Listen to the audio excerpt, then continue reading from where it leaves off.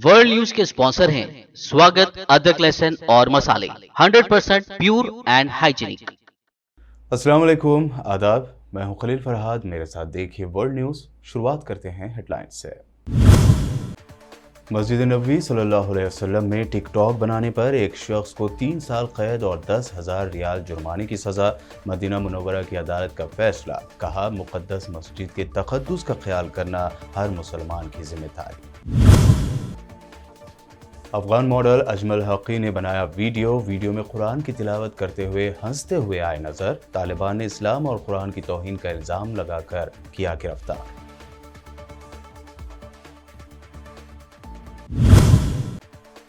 Israeli वज़ीर आज़म Naftali Bennett का अचानक मुत्तहदा अरब अमारात का दौरा। अबूधाबी पहुंचकर सदर शेख मोहम्मद बिन जायद अल नहयान से की मुलाकात। दो तरफा ताल्लुकात में इजाफे की जाहिर की ख्वाहिश।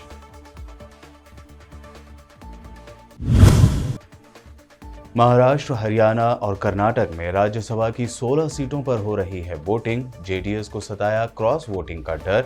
एक एमएलए कर सकता है बीजेपी को वोट।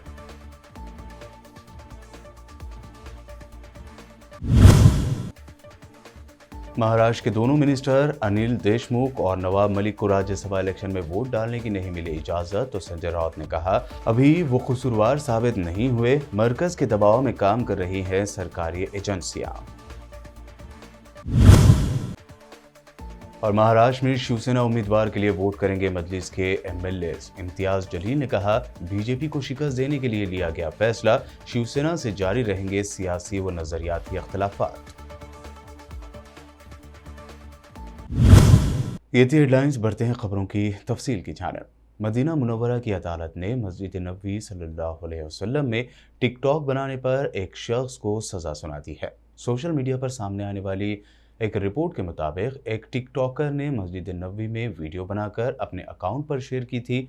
मदीना मुनव्वरा की अदालत ने मस्जिद नबवी के तक़द्दुस को पामाल करने और वीडियोस शेयर करने पर 3 साल कैद की सज़ा और 10,000 रियाल जुर्माना किया है।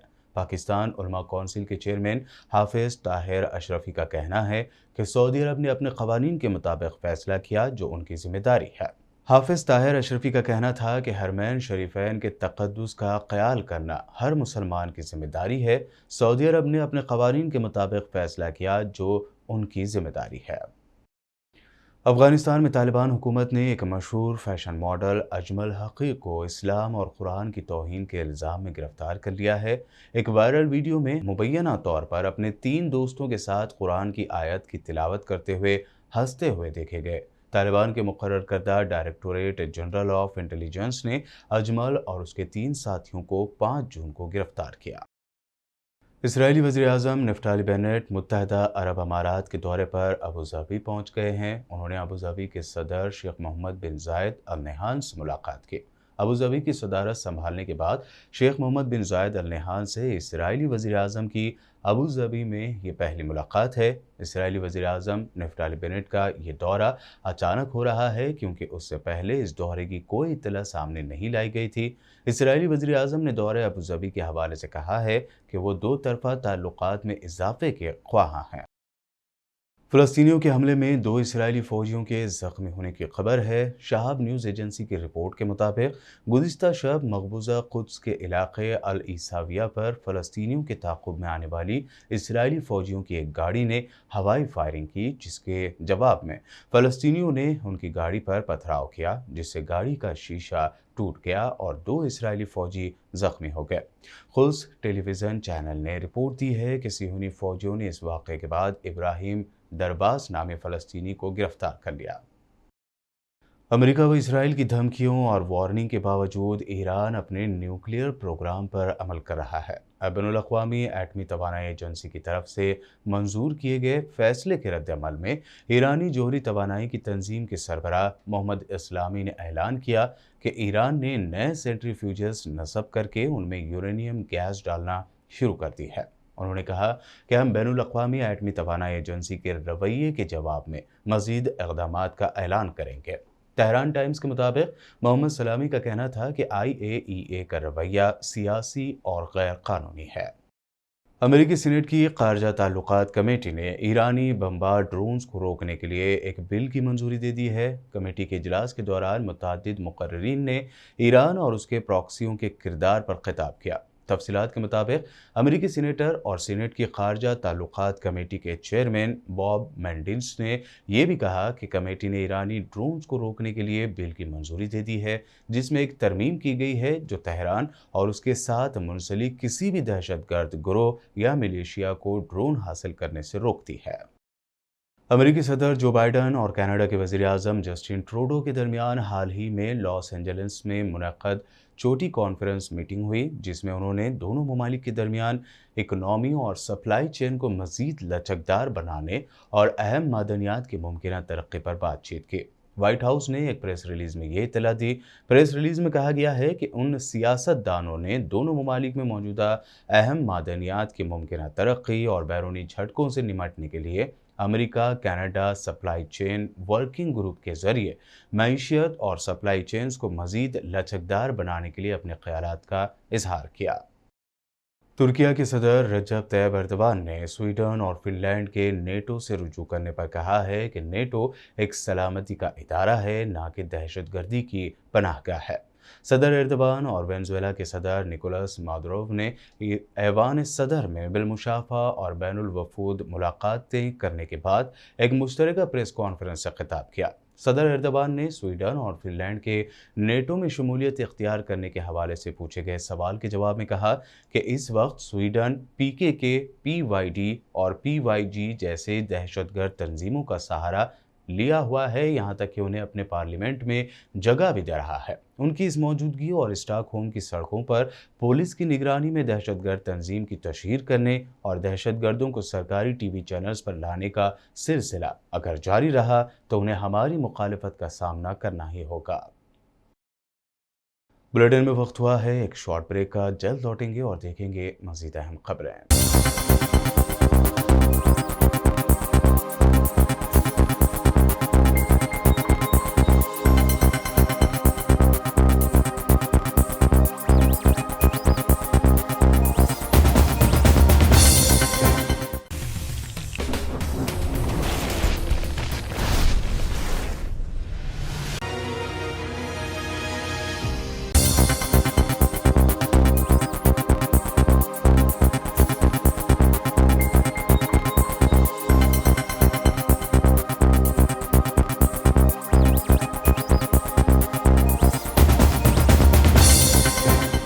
ब्रेक के बाद आइए देखते हैं मज़ीद अहम खबरें।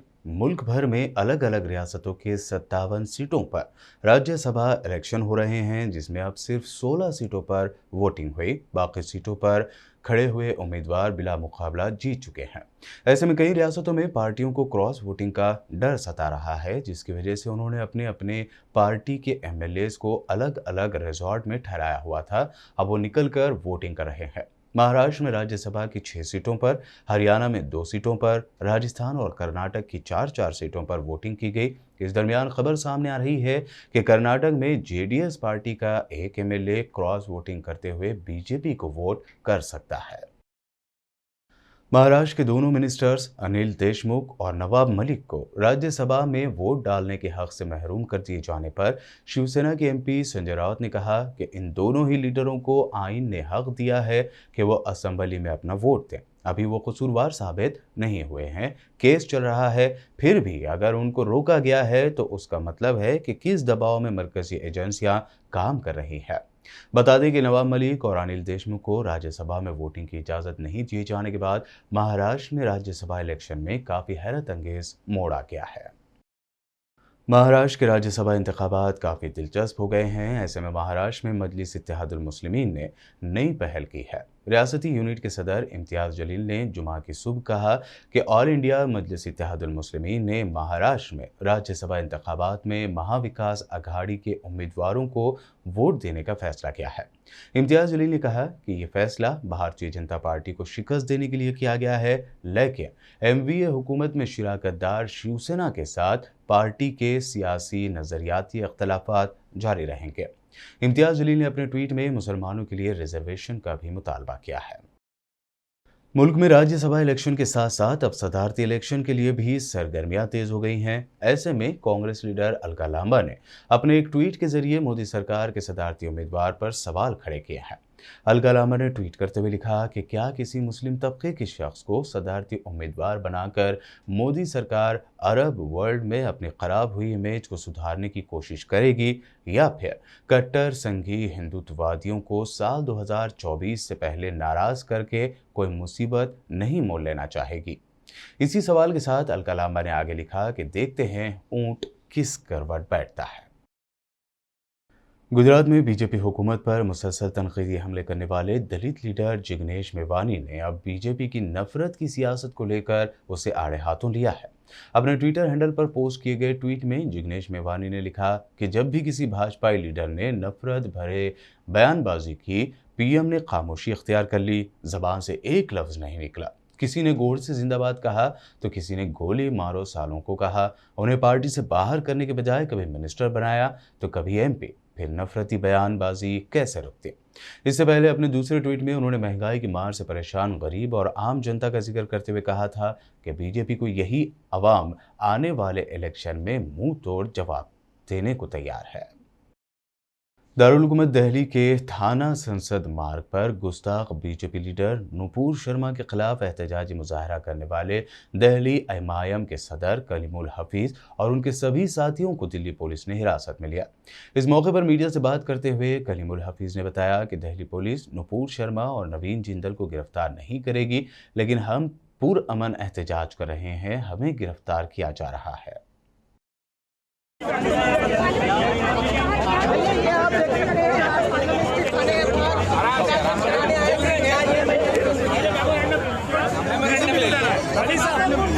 आपको भी डिटेन कर रहे हैं। देखिए, ये तो हमें उम्मीद है ये नूपुर और उसको नहीं करेंगे, बाकी सबको कर लेंगे। इनके वो करीबी है ना दिल्ली पुलिस के, नूपुर और वो करीबी हैं, बाकी सबको डिटेन कर लेंगे ये लोग।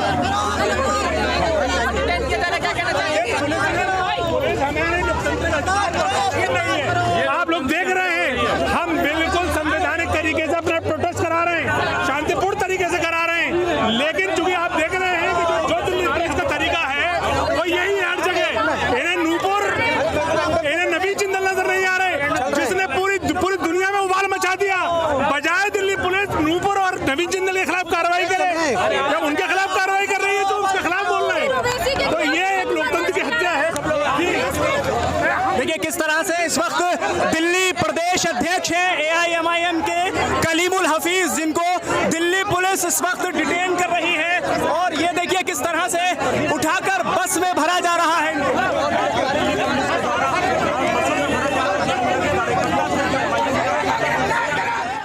पंजाब के वजीर आला भगवत मान ने किसानों के ज़िम्मन में बड़ा फैसला लेते हुए ट्यूबवेल पर लोड बढ़ाने का खर्च कम किया है। 4750 HP से घटाकर इसे 2500 पर HP किया गया।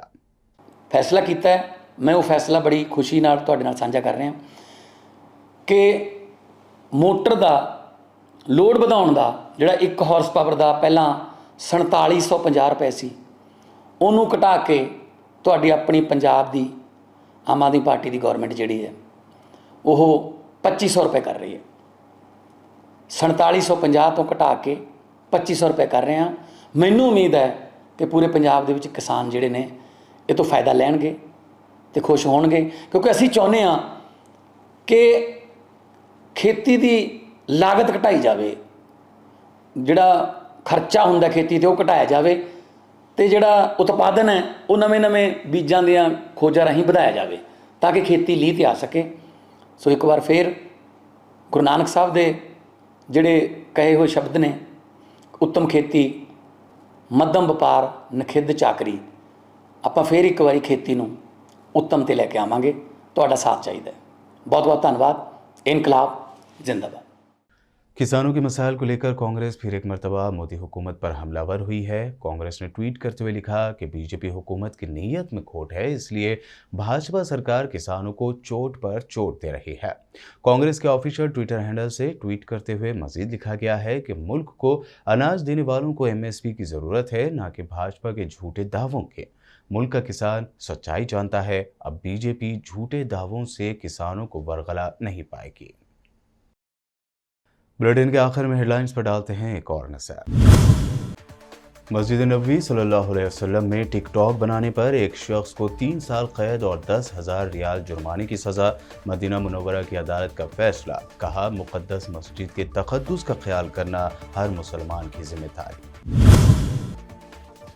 अफगान मॉडल अजमल हक़ी ने बनाया वीडियो में कुरान की तिलावत करते हुए हंसते हुए आए नजर। तालिबान ने इस्लाम और कुरान की तौहीन का इल्जाम लगाकर किया गिरफ्तार।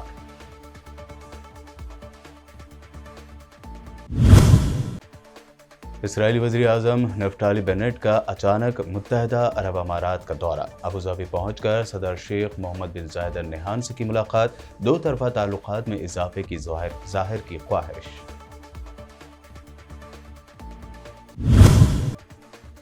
महाराष्ट्र, हरियाणा और कर्नाटक में राज्यसभा की 16 सीटों पर हो रही है वोटिंग। जेडीएस को सताया क्रॉस वोटिंग का डर। एक एमएलए कर सकता है बीजेपी को वोट।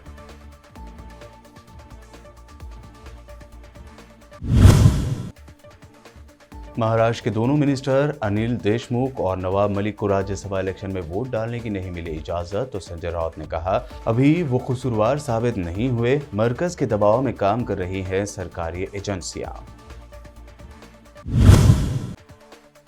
और महाराष्ट्र में शिवसेना उम्मीदवार के लिए वोट करेंगे मजलिस के एमएलए। इम्तियाज जलील ने कहा, बीजेपी को शिकस्त देने के लिए लिया गया फैसला। शिवसेना से जारी रहेंगे सियासी व नजरियाती इख्तिलाफात। वर्ल्ड न्यूज़ में ये थी अब तक की अहम इंटरनेशनल और नेशनल न्यूज़। देखते रहिए PBN चैनल।